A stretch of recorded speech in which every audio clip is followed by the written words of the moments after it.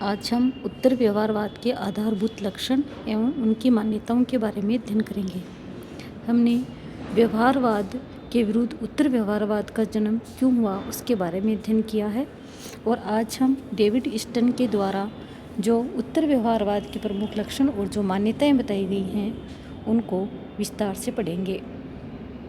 David Easton ने उत्तर व्यवहारवाद के दो प्रमुख लक्षण बताए हैं, शोध की सार्थकता या प्रासंगिकता और क्रियानिष्ठता या कर्म। डेविड ईस्टन ने उत्तर व्यवहारवाद की 7 मान्यताएं या हम उसको विशेषताएं भी कह सकते हैं उनका उल्लेख किया है। डेविड ईस्टन के द्वारा उत्तर व्यवहारवाद की जो 7 मान्यताएं या विशेषताएं बताई गई हैं उन्हें प्रासंगिकता के सिद्धांत से भी जाना जाता है। सबसे पहले हम अध्ययन करते हैं प्रविधि से पूर्ण सार। उत्तर व्यवहारवादियों का ये मानना है कि व्यवहारवादी तकनीक को तथ्यों के ऊपर प्रधानता देते हैं। उत्तर व्यवहारवादी ये मानते हैं प्राय तथ्य और तकनीकी दोनों साथ साथ उचित प्रयोग किया जाना चाहिए और ऐसा संभव भी है। तथ्यों की बलि चढ़ाकर उत्तर व्यवहारवादी प्राय तकनीकी के पीछे भागते रहे हैं, जबकि उत्तर व्यवहारवादी कहते हैं कि अनुसंधान के लिए उपकरणों का विकास करना उपयोगी है, परंतु इससे भी अधिक महत्वपूर्ण बात वह उद्देश्य है जिसके लिए इन उपकरणों का प्रयोग में लाया जा रहा है। उत्तर व्यवहारवादियों के अभिमत में व्यवहारवादियों को चाहिए कि वे महत्वपूर्ण तथ्यों के साथ प्रयोजनात्मक रूप से अपने शोध कार्य की प्रासंगिकता स्थापित करें। यदि यह करने के मार्ग में उनकी शोध तकनीक बाधक है तो भले ही तकनीक छोड़ दें पर प्रासंगिकता ना छोड़ें। यहाँ हम ये देखते हैं कि व्यवहारवादी हैं वे तथ्यों और तकनीक पर ज़्यादा बल देते हैं, प्रासंगिकता को छोड़ देते हैं। लेकिन उत्तर व्यवहारवादियों का ये कहना है कि हमें तकनीक का सहारा लेना चाहिए, तथ्यों का सहारा लेना चाहिए, लेकिन अगर कोई तथ्य या तकनीक है किसी विषय की प्रासंगिकता को पीछे छोड़ती हैं तो हमें फिर तकनीक का सहारा बंद कर देना चाहिए। कहने का अभिप्राय ये हुआ कि उत्तर व्यवहारवादी हैं ये तकनीक को छोड़ने पर बल देते हैं लेकिन प्रासंगिकता को नहीं, और इसी कारण डेविड ईस्टन ने के द्वारा जो भी उत्तर व्यवहारवाद की विशेषताएं बताई गई हैं उनको प्रासंगिकता के सिद्धांत के नाम से जाना जाता है। व्यवहारवादियों का नारा था अस्पष्ट होना जितना बुरा था, गलत होना उतना नहीं। उत्तर व्यवहारवादियों ने इसके विपरीत एक नारा दिया था अप्रासंगिक सुनिश्चितता से अस्पष्ट होना कम बुरा था।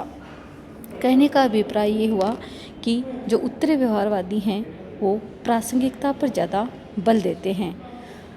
अगली जो विशेषता है वह है सामाजिक परिवर्तनों पर बल। व्यवहारवाद में मामूली परिवर्तनों से संबंधित रूढ़िवादी विचारधारा छिपी हुई है। उत्तर व्यवहारवाद व्यापक मूल्यों के संदर्भ में परिवर्तन का समर्थन करता है। कहने का अभिप्राय यहाँ यह है कि उत्तर व्यवहारवाद हैं ये जो भी समय समय पर परिवर्तन हो रहे हैं उन पर बल देते हैं, जबकि व्यवहारवादी हैं ये रूढ़िवादिता से जुड़े हुए हैं। उत्तर व्यवहारवादियों का मानना है कि जाने अनजाने व्यवहारवादी परिवर्तन विरोधी हो जाते हैं। परिवर्तन विरोध व्यवहारवाद के प्राणीशास्त्र और तकनीक में निहित है। व्यवहारवादी तथ्यों के वर्णन और विश्लेषण तक अपने को सीमित रखता है। उन तथ्यों के व्यापक संदर्भ को उनकी सामाजिक प्रासंगिकता को समझने की आवश्यकता पर ध्यान नहीं देता, क्योंकि वह समझता है कि उसके प्राणीशास्त्र के अनुसार वर्जित है। अगली विशेषता समस्याओं के विश्वसनीय निदान की आवश्यकता है। उत्तर व्यवहारवादियों के अनुसार राजनीति विज्ञान को विश्लेषण, विशेष शब्दावली के विकास आदि में कम रुचि लेकर मानव जाति की आवश्यकताओं को पूरा करने, संकटों का समाधान करने में सहायता करनी चाहिए।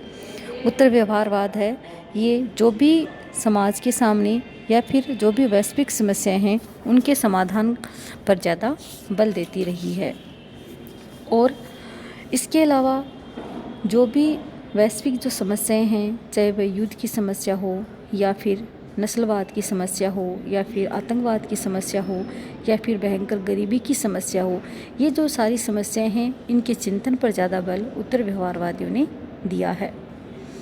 अगली जो विशेषता है वह है मूल्यों की महत्वपूर्ण भूमिका। उत्तर व्यवहारवादियों के अनुसार कोई भी ज्ञान, विशेषकर सामाजिक विज्ञान, मूल्यात्मक दृष्टि से न तो तथ्यात्मक के प्रासंगिक यथार्थवाद से तटस्थ रहा है और नहीं रह सकता। अतः व्यवहारवादियों को चाहिए कि अपने ज्ञान की सीमाएं पहचानने के लिए उन आधारभूत मूल्यों को पहचाने जिन पर वह ज्ञान टिका है। व्यवहारवादियों ने मूल्य के महत्व को सर्वदा अस्वीकार न करते हुए भी विज्ञानवाद और मूल्य निरपेक्ष दृष्टिकोण पर इतना जोर दिया था कि व्यवहारिक दृष्टि से मूल्यों को सर्वदा अपेक्षीय मान लिया गया। इस स्थिति ने राजनीति विज्ञान को नीरस तथा प्रयोजनहीन बना दिया। वस्तुतः मूल्यों की आधारशिला पर ही ज्ञान की इमारत खड़ी की जा सकती थी और मूल्यों को यदि ज्ञान प्रेरक शक्ति न माना जाए तो सदा ही खतरा बना रहता है। यहाँ हम ये देखते हैं कि व्यक्ति एक सामाजिक प्राणी है और वह जिस समाज में रहता है उसमें मूल्यों की भी आवश्यकता होती है। व्यक्ति और मूल्य अलग अलग नहीं हो सकते। व्यवहारवादियों ने तथ्यों पर अत्यधिक बल दिया, मूल्यों को एक तरह से नकार दिया था। तो उत्तर व्यवहारवादियों ने का ये मुख्य प्रयास रहा कि जिस प्रकार व्यक्ति समाज में रहता है और व्यक्ति के रहने से मूल्य भी समाज में रहेंगे, तो हमें मूल्यों को भी शामिल करना पड़ेगा अपने अध्ययन में। हम मूल्यों को हटा करके जो भी अध्ययन करेंगे वह अध्ययन हमारा प्रयोजन ही नहीं होगा। अगली जो विशेषता है वह है बुद्धिजीवियों की भूमिका। उत्तर व्यवहारवादियों ने राजनीति शास्त्रियों को यह भी याद दिलाना चाहा कि बुद्धिजीवी होने के नाते समाज में उनकी अपनी एक भूमिका होती है। राजनीति वैज्ञानिक बुद्धिजीवी होने के नाते यदि मानवीय मूल्यों के प्रति प्रतिबद्ध नहीं है तो वह अपनी उचित भूमिका नहीं निभाता। यहाँ हम ये देखते हैं कि उत्तर व्यवहारवादी कहते हैं कि जो भी बुद्धिमान वर्ग है उसको ये चाहिए कि वह राजनीति विज्ञान में नए नए अनुसंधान, नए नए शोध, नए नए विकास को इसमें जोड़े और जो भी हमारी सामाजिक समस्याएं हैं, इन सामाजिक समस्याओं को हल करने के लिए विभिन्न जो तकनीक हैं उनका सहारा ले, न कि वह एक यंत्रवत अध्ययन करे। और यंत्रवत अध्ययन करने से उसके जो भी परिणाम निकलेंगे वो कभी भी सार्थक परिणाम नहीं निकलेंगे। तो उत्तर व्यवहारवादियों का जो मुख्य उद्देश्य है वह ये रहा कि बुद्धिजीवियों को भी अपनी भूमिका निभानी चाहिए। अगली जो विशेषता है वह है क्रमनिष्ठ विज्ञान। उत्तर व्यवहारवादी क्रमनिष्ठता पर बल देते हैं और उनका कथन है कि राजनीतिक विषयों के अध्ययनकर्ता को समाज के पुनर्निर्माण कार्य में रत हो जाना चाहिए। उनका ये मत है कि ज्ञान व्यवहारिक रूप से सार्थक होना चाहिए। यदि हमारे व्यवहारवादी शोध परिणामों का रचनात्मक क्रियान्वयन नहीं हो सकता तो वह सार्थक नहीं हो सकता। जो भी व्यक्ति द्वारा काम किए जाए वह क्रमनिष्ठ होना चाहिए। जो भी शोध किए जाए वह व्यवहारिक होना चाहिए, सार्थक होना चाहिए, तभी उसका उद्देश्य सिद्ध हो सकता है। अगर हम किसी भी शोध को करें और उससे हमारे समाज का कोई भी उद्देश्य पूर्ण नहीं हो तो वह शोध हमेशा अधूरा रहता है। ये मानना है उत्तर व्यवहारवादियों का। व्यवसाय का राजनीतिकरण। राजवैज्ञानिक तटस्थ होने में गर्व अनुभव करते हैं। वे समाज की राजनीतिक जो गर्मागर्मियाँ हैं उसमें स्वयं को शामिल करके एक तरह से सक्रिय भूमिका अदा करने में विश्वास नहीं रखते हैं। जबकि उत्तर व्यवहारवादियों की ये मान्यता है कि राजनीति शास्त्रियों को समाज में अपनी सकारात्मक भूमिका निभानी चाहिए। अर्थात उनका ये कहना है कि जो भी बुद्धिजीवी वर्ग है वो समाज में आए और समाज के लिए कार्य करे और जो भी सामाजिक समस्याएं हैं उनको दूर करने में अपना योगदान दे। तो हम ये देखते हैं कि उत्तर जो व्यवहारवाद है वह व्यवहारवाद से अलग है। इसमें मूल्यों के साथ साथ तथ्यों पर, विभिन्न सामाजिक जो परिवर्तन हो रहे हैं उन पर भी बल दिया गया और जो बुद्धिजीवी हैं उनकी भूमिका पर भी बल दिया गया। और उनका ये मानना है कि जो भी हम शोध करें उस शोध में हमें तकनीक और तथ्यों की बजाय उसकी प्रासंगिकता पर ज़्यादा बल देना चाहिए।